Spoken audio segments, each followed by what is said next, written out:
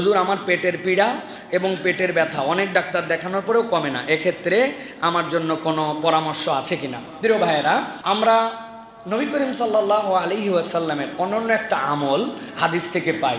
হযরত নবী করিম সাল্লাল্লাহু আলাইহি ওয়াসাল্লামের কাছে একবার খবর আসলো যে হযরত ওসমান গনি রাদিয়াল্লাহু তাআলা আনহু পেটের পীড়ায় আক্রান্ত, প্রচুর তার পেটে ব্যথা। পীড়া না, পীড়া এক জিনিস, ব্যথা এক জিনিস। পীড়া তো বোঝা যায় যে বাথরুম হয়ে গেছে, দাস্ত হয়ে গেছে, অন্য কোনো কারণ, কিন্তু পেটে তার খুব ব্যথা।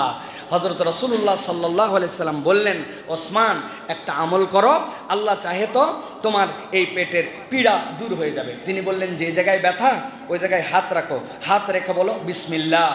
একবার বলবে কি? বিসমিল্লাহ।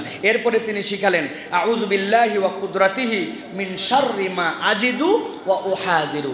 এইটা 7 বার বলো। কি বলবে? আউযু বিল্লাহ, আমি আল্লাহর কাছে আশ্রয় চাচ্ছি, ওয়া কুদরাতিহি, এবং তার কুদরত, তার অলৌকিকতা, সেখান থেকে আমি আল্লাহ রাব্বুল আমিনের কাছে সাহায্য চাচ্ছি। মিন শাররি মা আজিদু ওয়া উহাজিরু, আমি ওই ক্ষতিকারক জিনিস যা অনুভব করছি এবং কষ্ট পাচ্ছি, তথা আমার যে ব্যথাটা হচ্ছে সেখান থেকে আমি আল্লাহর কাছে নিষ্কৃতি চাচ্ছি। তাহলে বিসমিল্লাহ বলবে 3 বার, এরপরে বলবে আউযু বিল্লাহি ওয়া কুদরাতিহি মিন শাররি মা আজিদু ওয়া উহাজিরু। এটা যদি 7 বার বলে, আল্লাহ চাইলে রব্বুল আলামিন তার ব্যথা দূর করে দিবেন।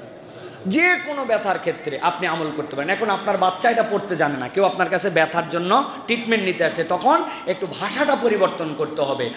আজিদু ও ওয়াহাজিরু, এটা ওয়াহেদ মুতাকাল্লিম, মানে এটা হচ্ছে সিঙ্গুলার পার্সোনাল নাম্বার আপনার, এটা হচ্ছে আপনি মানে ওয়াহেদ মুতাকাল্লিমে আপনি ব্যবহার করছেন। কিন্তু আপনি যখন অন্যের জন্য করতেছেন তখন বলবেন বিসমিল্লাহি একবার, এরপর আউযু বিল্লাহি ওয়া কুদরাতিহি মিন শাররি মা ইয়াজিদু ওয়া ইউহাজিরু।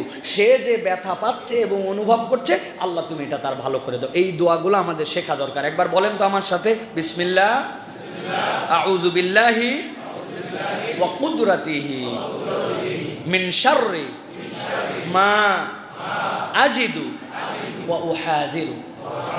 এইগুলা রুকিয়া শরিয়া। সাথে সাথে মনে রাখতে হবে, পেটের ব্যথা খালি এই ট্রিটমেন্ট নিচ্ছেন নবী করিম সাল্লাল্লাহু আলাইহি ওয়াসাল্লাম ডাক্তার দেখানোকেও সুন্নত বলেছেন। একজন নবীজির কাছে, ইয়া রাসূলুল্লাহ আমার সদর, আমার বুকের প্রবলেম, নবীজি এক ইহুদির কাছে পাঠালেন যে যাও, সে বুক বিশেষজ্ঞ, তার কাছে যে ডাক্তার দেখো। এই যে আমাদের স্পেশালিস্ট, সব এক লোক সব পারে না, এটা নবীর শিক্ষা। এখন আপনার পেট ভর্তি গ্যাস, খাইছেন আপনি বুট ছোলা, এরপরে খাইছেন এলোমেলো খাবার, রাস্তার খাইছেন বট ভাজা।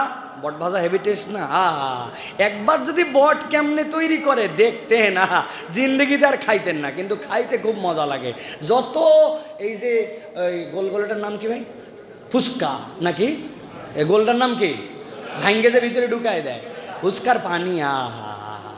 কি ব্যবহার করে, তাহলে আল্লাহ হেদায়েত দান করুক। সবাই এরকম না প্রিয় ভাইরা। তো এই বাজে জিনিস খেয়ে পেটের মধ্যে ব্যাকটেরিয়া বানাইছি, বানায় খালি দোয়া করতেছি, আজি দোয়া হুজুর, আল্লাহ ভালো হয় না কেন, ভালো হয় না কেন, তাহলে তো কাম হবে না।